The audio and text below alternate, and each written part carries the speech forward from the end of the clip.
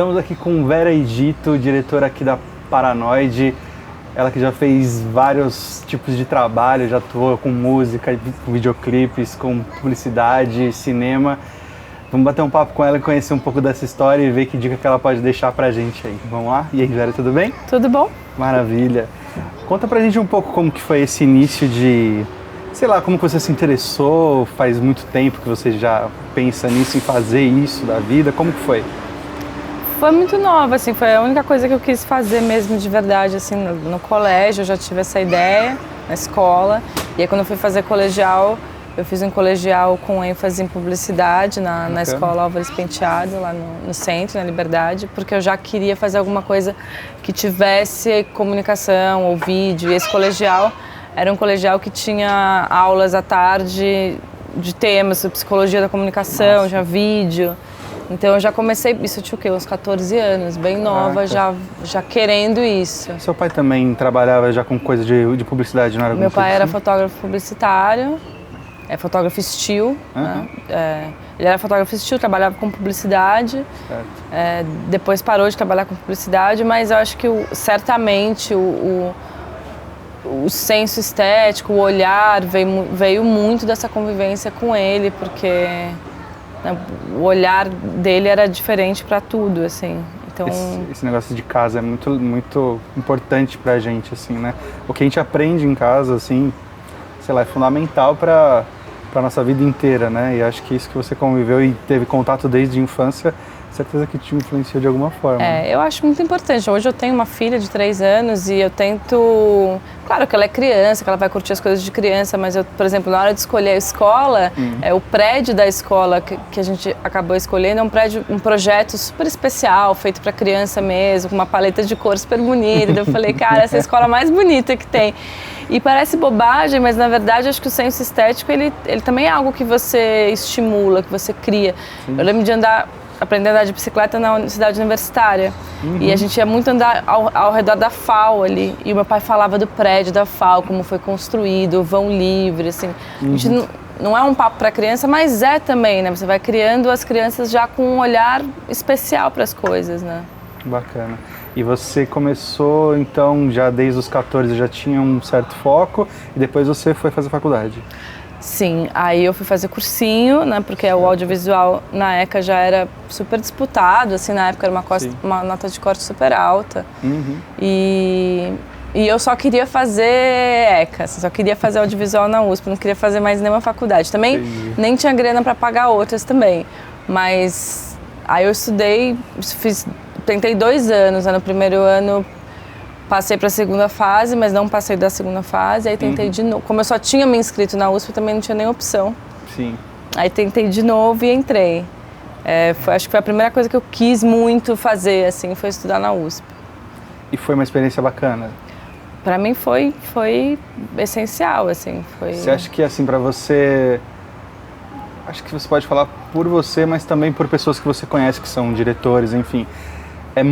É fundamental fazer faculdade?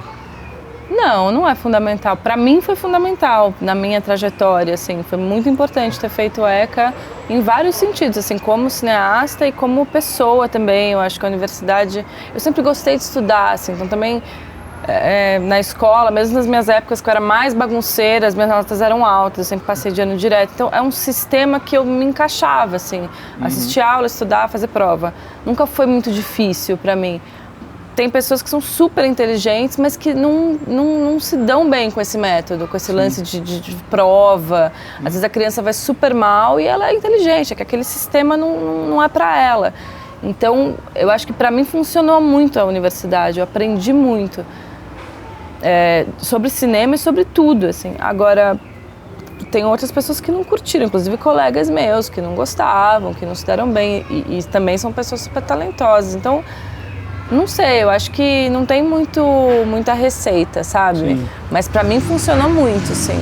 Bacana. E assim, você fez a faculdade e pelo que eu li, pelo que eu vi, você já saiu de lá com um mega trabalho legal, com um TCC bacana, que você inscreveu em festivais, foi isso? Foi isso. Você estava falando até antes da gente começar a gravar sobre essa coisa dos festivais, né? talvez eu tenha sido a última, ou uma das últimas turmas que filmou e finalizou o curta em 35mm, né? Isso foi em 2007. O que acontecia? Os festivais importantes, Cannes, né? Meu curta passou em Cannes, e outros, né, grandes festivais, Berlim, Locarno, sei lá, eles só aceitavam cópia em 35. Você não poderia exibir, você não podia nem enviar um filme que não tivesse uma cópia em 35. Então, o meu TCC ter sido escolhido para ser finalizado em 35, só isso já abria muitas portas naquela época, porque se você não tivesse isso, você nem teria como submeter a festival nenhum. Entendi. Hoje é diferente, porque assim, você pode mandar uma cópia digital. Então eu acho que os festivais também, para eles é muito mais difícil selecionar também, porque se antes eles recebiam, sei lá, 200 curtas, hoje são 3.000, 4.000 curtas. Aí como conseguir se destacar dentro desse universo, né? Eu acho que nessa minha última geração, assim, do 35, ainda tinha... Pro curta ainda existia esse universo, assim. Então, eu disputava espaço com muito menos filmes, porque eu disputava espaço só com cópia em 35. Entendi. E hoje é uma coisa muito maior. Então, eu acho que... Eu não sei como é que é hoje para um TCC conseguir um destaque. Assim, os festivais continuam exibindo curtas, mas é uma concorrência muito maior, né? Muito mais difícil entrar. Imagino.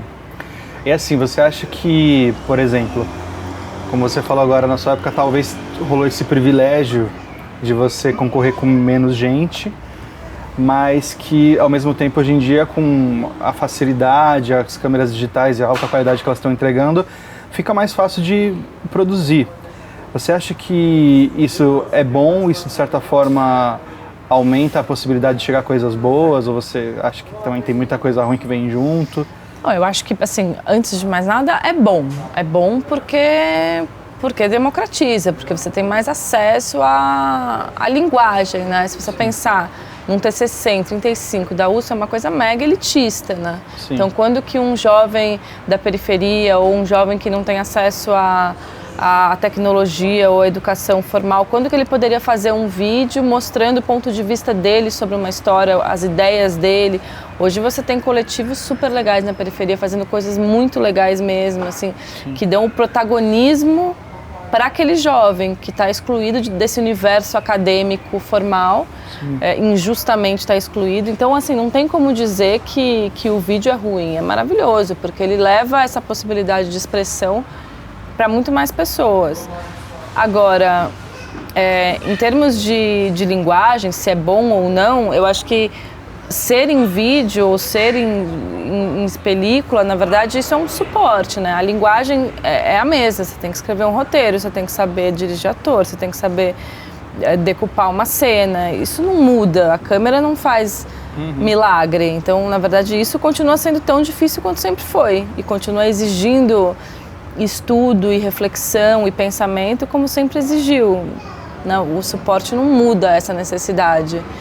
Então eu acho que é maravilhoso que a gente possa fazer com... Mesmo o meu longa que eu fiz ano passado, eu filmei um longa com um micro orçamento, assim, uma equipe de 12 pessoas. Nossa. Com um monte de cena noturna, filmei embalado. Isso nunca aconteceria se eu tivesse uma câmera 35. Não seria possível.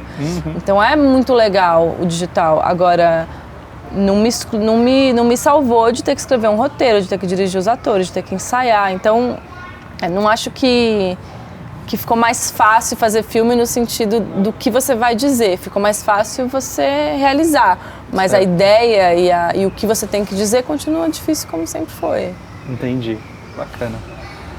Alguns professores, enfim, a gente foi lá na Belas Artes e eles falaram que o que acontece, às vezes o pessoal tem um projeto, gasta até bastante dinheiro para executar e o projeto acaba ficando na gaveta.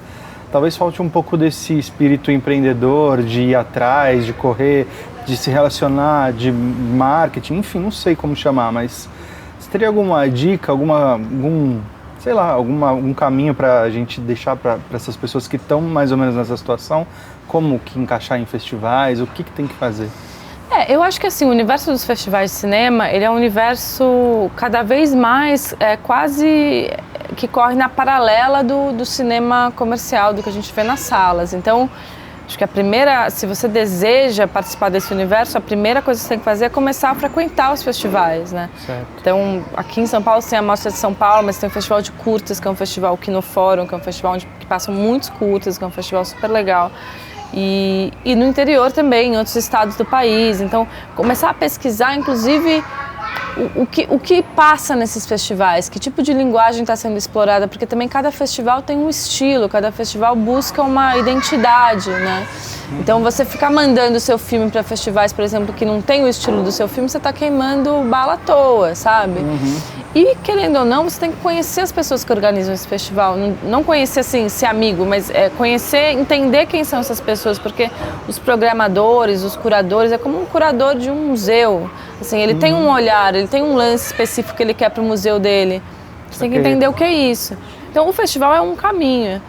Agora, existem caminhos paralelos que são os próprios estudantes realizarem mostras, realizarem festivais dentro da faculdade ou até fora. Eu acho que isso também é legal, assim, projeções, encontros, o projeto Filme Faz Debate, sabe? Acho que isso é uma coisa super legal de organizar e que movimenta também o filme, traz o filme para a vida real, né? Sim. Porque também não é só pôr na internet e pronto, né? Sim, sem dúvida. E, inclusive, para a maioria dos festivais, se você já pôs o seu filme na internet, ele já se queimou, né? Sim.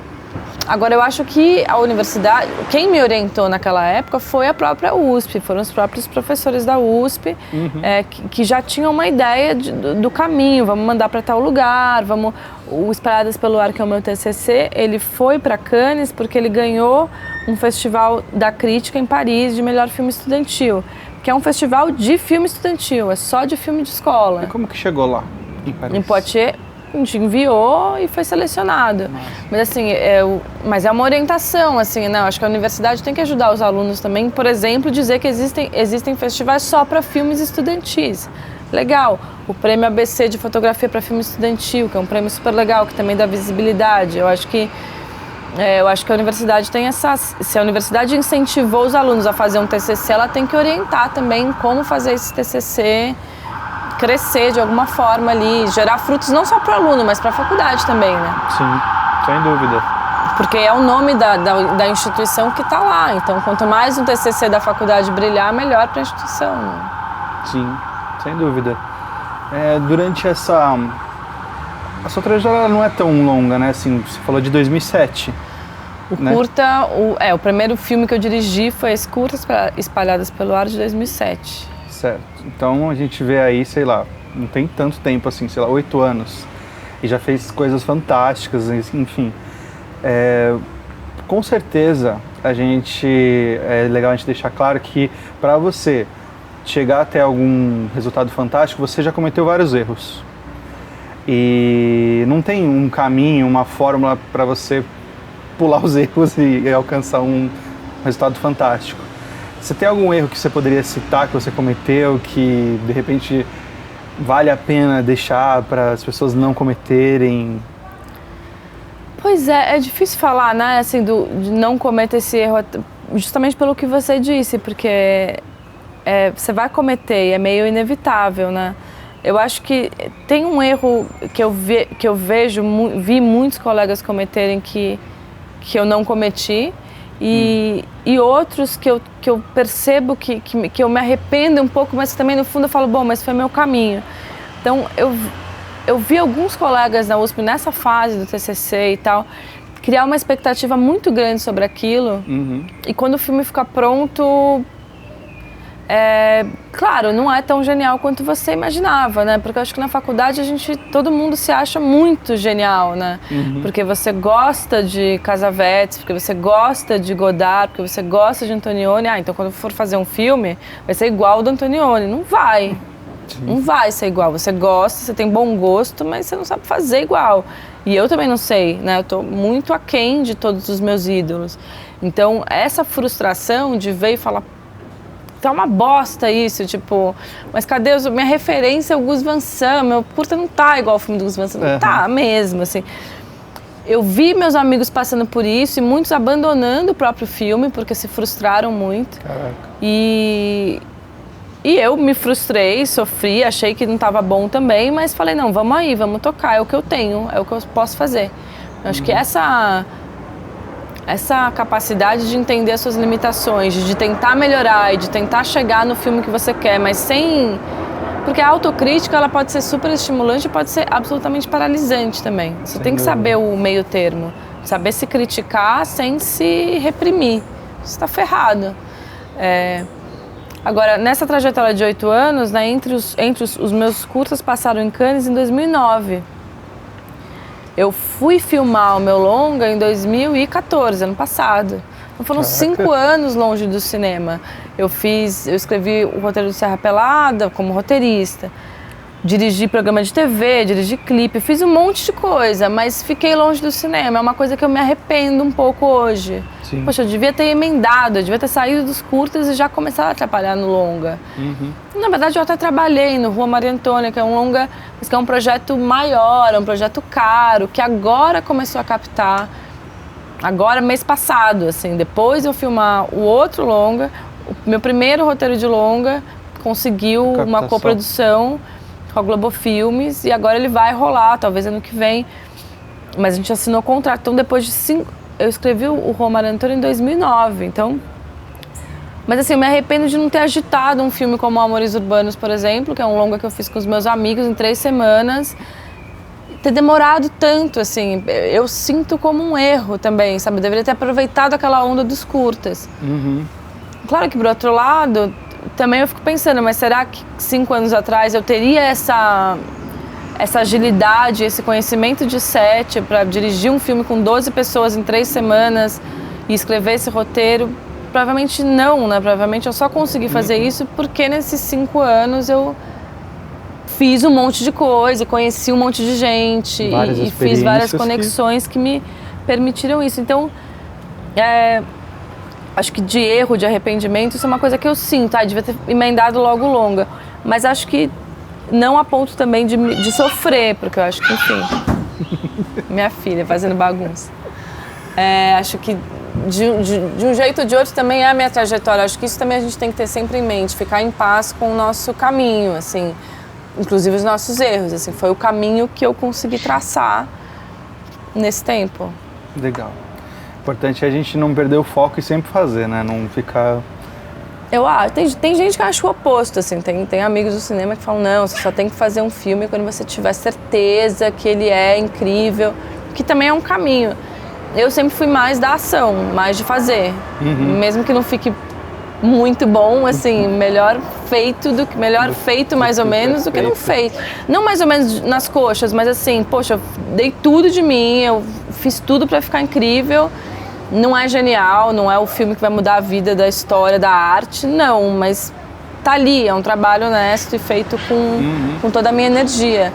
Eu sou da ação, tem que fazer. Tem gente que é mais de refletir e fazer, não sei, ninguém tá errado, né? Desde que você fique em paz com o seu caminho. Você citou agora um apoio, não sei se é apoio a palavra, desculpa se eu errei, da Globo Filmes, você conseguiu alguns caminhos. Muita gente almeja isso e foca muitas energias aí, assim. Qual foi o caminho que ocorreu para você chegar até lá?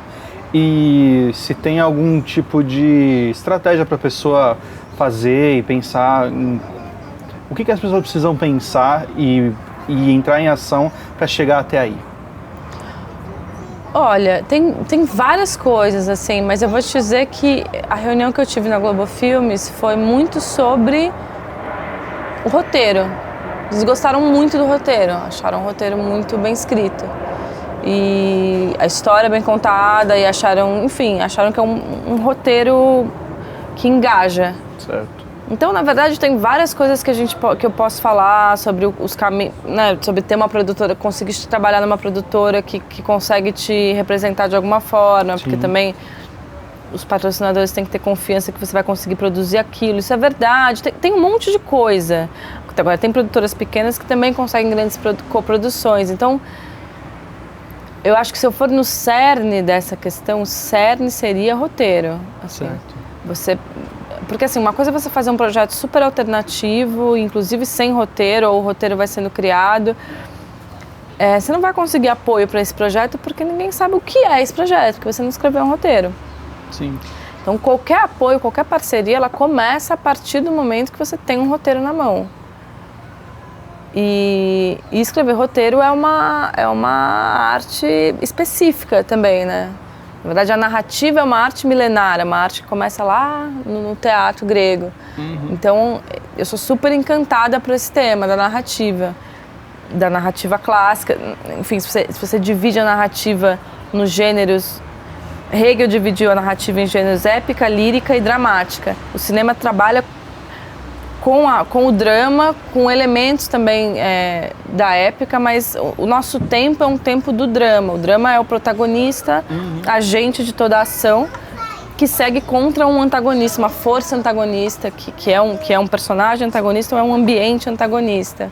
Então eu acho que a narrativa, acho que se você quer chegar na Globo, por exemplo, ou até em editais, que não precisa ser a Globo Filmes, mas editais públicos ou patrocinadores, você precisa ter um roteiro.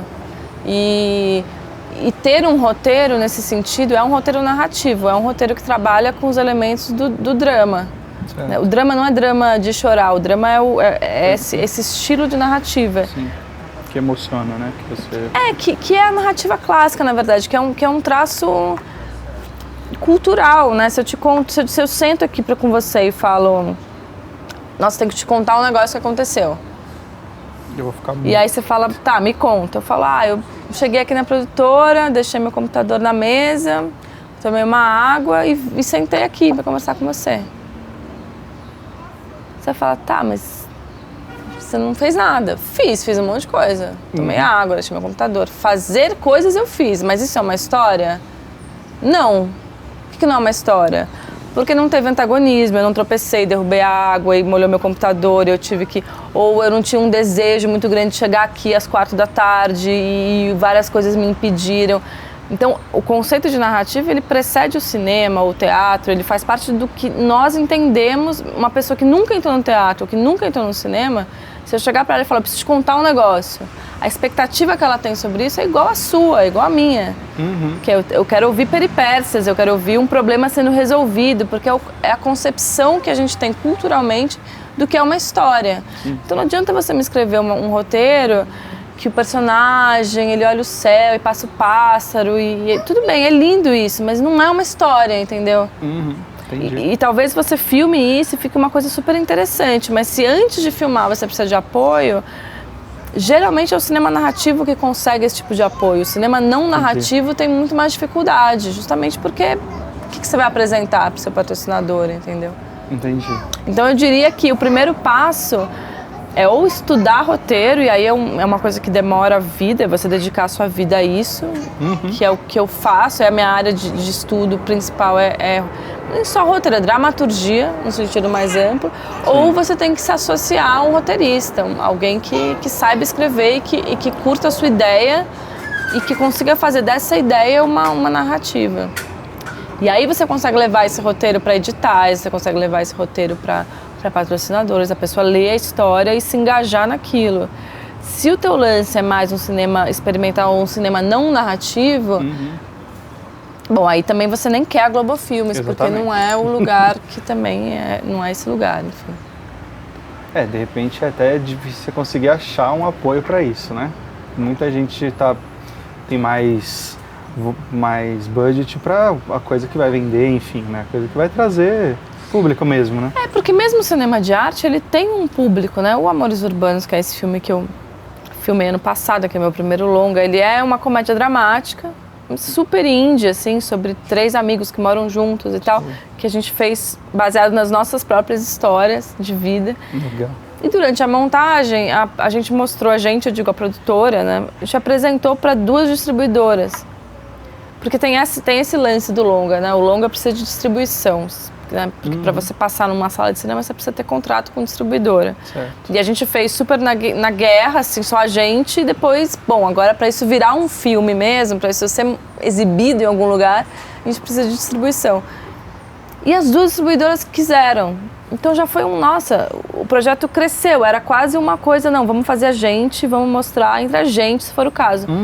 Mas porque é um filme narrativo, creio eu, ele foi conquistando espaço. A gente fechou com uma das distribuidoras, e ele vai conquistando cada vez mais espaço. Então, mas mesmo se você pensa, sei lá, no cinema independente americano, que são os filmes independentes que fazem sucesso, que é um sucesso, não é um blockbuster, mas é um filme que tem um espaço, que no Brasil faz 100 mil espectadores, 200, né? E fora sei lá, os filmes independentes franceses também são todos filmes narrativos, independentes, que geralmente têm uma temática não tão careta, mas que tem o seu lugar no mercado também. Então nem tudo é blockbuster. Agora, ainda assim, mesmo o mercado independente, ele ainda é um mercado de filmes narrativos. Você não vê filme não narrativo no circuito comercial. Entendi. Que eu nem acho certo ou errado, assim, até uma pena. Tem filmes maravilhosos que são super difíceis de ver, que eu quero ver e tem que achar link do filme, ou você só vê em festival, porque o mercado é muito fechado mesmo. O mercado é para filme de história. Então, se você quer filmar no mercado, se você quer ir para o mercado e mostrar os seus filmes nesse sistema de distribuição, você tem que buscar um roteirista, senão dificilmente vai rolar. Genial. Como que é esse lance de você fazer um orçamento, não sei se é você que faz, para diferentes áreas? Você que já trabalhou com publicidade, trabalha com cinema, como que é? Bom, primeiro a tabela sindical é diferente, né? A semana do profissional em publicidade tem um valor, a semana desse mesmo profissional para cinema tem outro valor. Certo. Então no sindicato já é diferente, a semana de cinema é mais barata do que a semana de publicidade. A diária também tem mais tempo, assim, a diária do cinema é mais longa, você ganha menos, você trabalha mais, mas dizem que você é mais feliz também. Então é uma tabela diferente, só isso já muda, né? Claro, também, quando eu chego e falo para um dono de locação, bati no microfone, quando eu chego e falo para um dono de locação que eu ou a produção, a gente está fazendo um longa-metragem, ele é um projeto independente, a gente queria filmar aqui no seu restaurante, é uma postura. Quando a produção chega e fala, a gente vai estar fazendo um filme de Coca-Cola, a gente queria filmar, a resposta dele também vai ser outra. É óbvio que ele vai cobrar um preço X para uma turma que está fazendo um filme independente e um preço X vezes 10 para uma companhia. Que, enfim, acho que até ele está certo, entendeu? Ele vai alugar o espaço dele para alguém que, inclusive, vai lucrar depois com aquele espaço, porque o filme comercial existe para fazer dinheiro. Então, nesse sentido, são universos diferentes de orçamento, porque todo mundo, da locação ao ator, ao que for, cobra mais para fazer publicidade. Cobra menos para fazer cinema. Certo. Então, a diferença já começa aí. Em segundo lugar, quando você diretor, está fazendo um projeto, geralmente você já está naquele projeto desde o roteiro. Eu escrevo o que eu dirijo. Então, quando eu escrevo, eu também... É impossível já não pensar em como eu vou filmar aquilo. Em como, sabe, não adianta eu escrever uma sequência em alto mar, com um navio. Eu sei que eu não vou ter esse dinheiro. Então, eu já escrevo pensando em viabilizar aquilo. Na publicidade, o roteiro vem da agência. Então, também você tem um limite ali para... Né, é um orçamento baseado numa verba do cliente, uma verba da agência. Eles já chegam e falam, a gente tem tanto? A gente tem tanto. E vamos... E claro, geralmente o roteiro também já está mais ou menos dentro desse orçamento, mas eu acho que no cinema o autor ele já orça desde o começo da ideia, entendeu? Porque você pode até escrever sem pensar nisso, mas dificilmente você vai filmar. Então eu acho que essas duas diferenças são grandes. Primeiro, publicidade é outra tabela no sindicato, e segundo, o cinema você já está orçando. Quando você tem a ideia, você já tem que orçar, assim. Entendi. Para essa galera que está começando agora, que era o seu caso há não muitos anos atrás, como que você acha que vai se comportar o cenário audiovisual, sei lá, daqui 5, 10 anos, nessas áreas que você atua? Bom, na publicidade está acontecendo eu presinto essa revolução, muita gente, né? Eu acabei de filmar um projeto para íntimos, que é um projeto que são 6 curtas, que vão passar no Telecine, patrocinados pela marca. Cada curta tem uma protagonista, uma menina que representa de alguma forma a marca, mas o filme não tem packshot, ninguém fala o nome do produto em nenhum momento.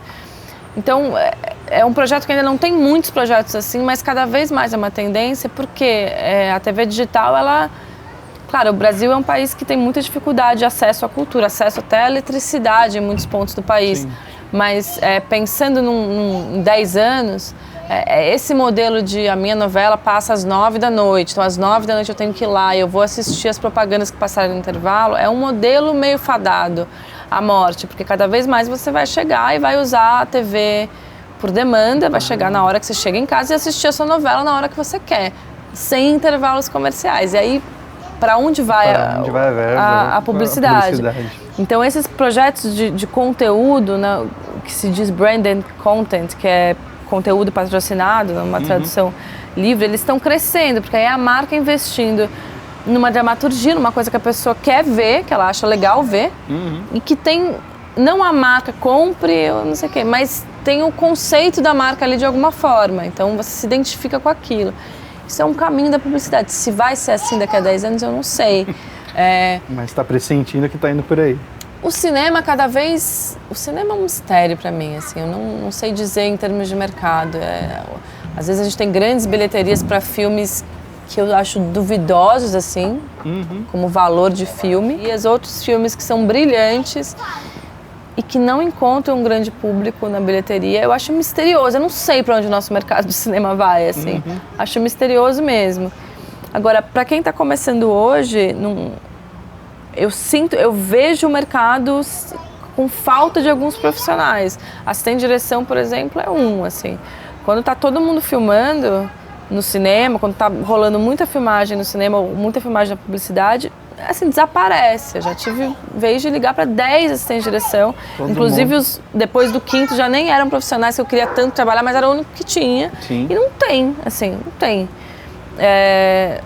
Acho que talvez é um pouco ligado a isso, né? O digital veio fazer a gente, na faculdade, já pular essas etapas. Não precisa ser assistente, que é verdade, você não precisa ser assistente para dirigir, até porque são profissões diferentes. Mas, de alguma forma, existia uma escola, sabe? Então, você videoassiste, depois você carregar chassi, depois você foquista. Então, esses profissionais, eles estão e fazem muita falta, porque você precisa de um assistente de direção, você precisa de um foquista. Pô, o foquista ele tem que ser excelente, né? Porque o filme está na mão dele. Então, acho que para quem está começando, eu acho que é legal investir nessa coisa técnica, por um lado, porque você só vai conseguir atingir... Estava conversando isso com um fotógrafo essa semana. Você só consegue criar artisticamente quando essa parte técnica você já introduziu em você de uma forma que você nem pensa mais nela. O roteiro é um pouco assim. Você vai ler Sófocles, ler Hegel, ler Zonde, tudo bem, li tudo isso. Aí quando eu vou escrever um roteiro, eu vou lá consultar para ver o que o protagonista faz? Não, aquilo já está em mim. Aquilo já vem em mim, porque o conhecimento, ele faz parte do seu pensamento. Então eu acho que é importante para quem está começando agora, apesar de ser tudo mais fácil por um lado, investir na técnica, seja de roteiro, seja de montagem, seja de fotografia, porque o mercado precisa desses profissionais. E acho que você mesmo, como artista, assim, você passando por... Eu lembro de uma vez um curta que eu fiz assistência de elétrica. Caraca. Porque eu queria ser fotógrafa, né? E aí a gente estava filmando em algum canto da USP e eu estava ajudando a descarregar o caminhão. E aí, quando você vai descarregar prolonga, né, que são os cabos, para quem não sabe, os cabos que você liga tudo, enfim, refletor e câmera. Eu fazia assim, o cara que estava no caminhão passava, né, e as prolongas iam aqui, né, e eu ia com as prolongas assim até o set. Meu braço ficava todo roxo, não era só hematoma, porque, como vocês podem ver, eu não tenho um físico muito potente. E eu lembro que eu cruzei o Carlos Calil, que era meu professor de história do cinema, e eu sempre fui super bem de história, eu tirava umas notas super altas com o Calil, que era uma coisa até que, nossa, ninguém tira nota alta com o Calil. E aí ele passou, me viu carregando prolonga, falou assim, muito bem, dona Vera Egito, fortalece o caráter, vai te fazer uma melhor cineasta, assim, com a chuva, carregando prolonga. E ele estava certo. Você pode tirar nota alta em teoria crítica, ler, não sei o quê, mas se você não tem essa experiência de entender até como é que liga um refletor, entendeu? Qual que é a voltagem? Assim, você não sabe o que é um pial, uma prolonga, uma cunha. É importante, entendeu? Hoje eu não peço uma cunha para ninguém no set, mas eu sei o que os caras estão fazendo. Então, acho que, sei lá, não sei se ajuda muito, mas acho que para quem está começando, não pula essa parte da técnica. A técnica é importante, assim. E você pode trabalhar também, entendeu? Ganhar uma grana trabalhando com isso, no começo. Aquele papo inicial, né, de sobrevivência no começo, que todo mundo pena pra caramba, né? E dentro disso, você ser um gaffer, depois de você passar por tudo isso, né, lá nos seus 30, 40 anos, quando você se tornar um gaffer, é uma super profissão, assim, além de você ganhar dinheiro com isso, você é um artista super respeitado, o gaffer, o foquista, o primeiro assistente de direção. Então, as profissões técnicas, elas também são uma fonte não só de ganhar dinheiro, mas de trabalhar e de ser feliz mesmo na área. Mas aí é um lance que não é intuitivo, você precisa aprender, precisa focar. Tá certo. E em relação à parte técnica, você faz alguma coisa disso?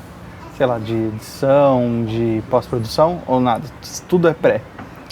Como assim tudo é pré? Tudo é na pré que você trabalha? Você é o roteiro, só faz parte da produção, da direção? Cara, ou a pós-produção você está diretor... sempre junto? Sim, porque precisam de mim, né? O montador precisa de mim. Eu estava hoje de manhã corrigindo cor, né? O look do filme. É você que... Qual que é o look, né? O colorista pode ter trocentas ideias, mas o diretor ele não faz nada, mas ele faz tudo, né? Entendi. É o único profissional e o produtor, mas o produtor geralmente não está no roteiro. Então o diretor que escreve é a primeira página do roteiro até a cópia final. Eu tenho que ver a cópia final e aprovar a cópia final também. Entendi. Então, não, eu faço tudo, né? Os atores vão lá, trabalham 3 semanas. Eu trabalho 2 anos no filme, né? Entendi. O filme é um negócio que fica com você, e mesmo na publicidade. Você orça. Na publicidade você tem que pegar o filme ainda, porque você concorre geralmente com outras 2 ou 3 produtoras. Então você tem que mandar um tratamento, mandar a sua visão, falar com a agência, o que você está pensando. E muitas vezes você tem todo esse trabalho durante 1, 2 semanas e você não é o escolhido, escolhem outro. Então, na verdade, o diretor trabalha do começo ao fim, assim. Tudo. Pré e pós. Agora, tecnicamente, não sou eu que sento no Final Cut e monto, entendeu? Sim. Tem diretor que sabe, eu não sei fazer nada, tecnicamente, hoje em dia.